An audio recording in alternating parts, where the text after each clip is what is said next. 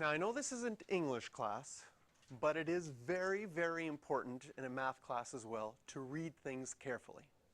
Okay? It's going to be very tempting to look at this equation, and because 98% of times that they give you an equation and the graph, you think that they're the same. Okay? But if we read this carefully, it says the graph of this was reflected and its image is shown. So this red graph is not the equation that's there. That's the graph after it's been reflected. If we wanted to put this in green, you can imagine the original graph would have been there below.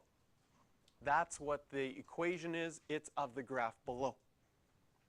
But they're not worried about what the graph was originally. What the question is asking is, what is the equation of the image?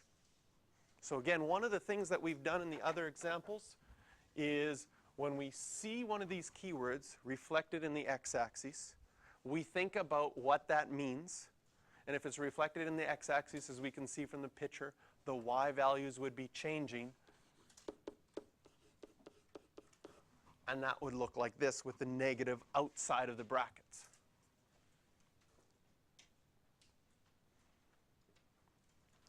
So if our original equation was y equals 1 over negative 2x squared minus 0.5, and we need to write the red equation, and the red equation is exact same function with a negative out front.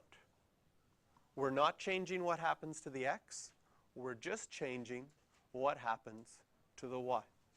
So I'm going to write it in red here. All it means is we are going to have exactly the same equation that we had before, because that's what f of x is. And then the key thing is there's a negative in front. That's what that negative there does.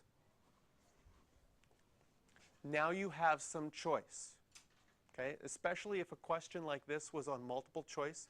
You know how sometimes in multiple choice you come up with an answer and it doesn't match any of the four? That you may need to manipulate it a little bit or understand some things about algebra rules or fraction rules in order to get a right answer. And this is an excellent example for that, because when you have a negative outside of a fraction, okay, sometimes you might be tempted to make everything negative. Be careful. A negative outside of a fraction, you can think of this negative either as negative 1 over 1. You could think of it as 1 over negative 1.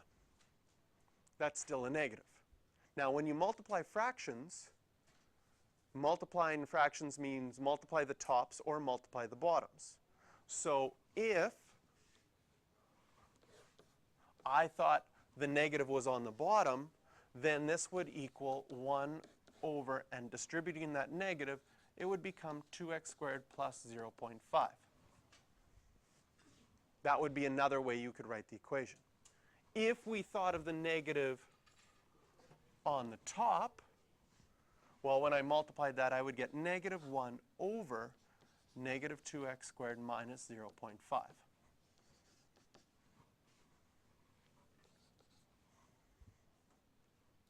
So even though you know where the negative goes, if it was a multiple choice question, it might have had it written most likely as this one on the right, because more positive numbers